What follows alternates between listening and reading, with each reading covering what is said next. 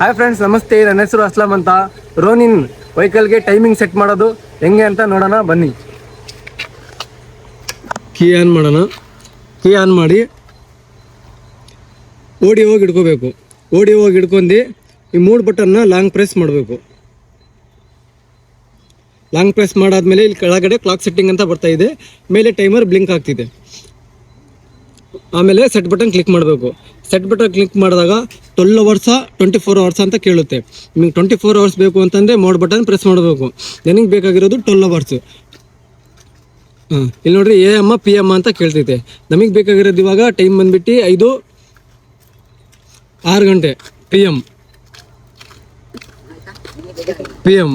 ಆಮೇಲೆ ಕೆಳಗಡೆ ಮತ್ತೆ ಸೆಟ್ ಬಟನ್ನ ಕ್ಲಿಕ್ ಮಾಡಬೇಕು. ನೋಡ್ರಿ 4, 5, 6 ಇವಾಗ 6 ಗಂಟೆ ಇದೆ.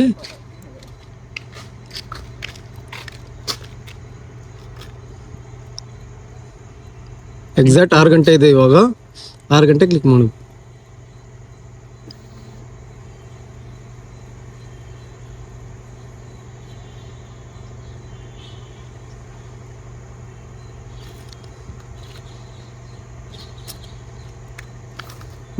6 ಗಂಟೆ ಇದೆ.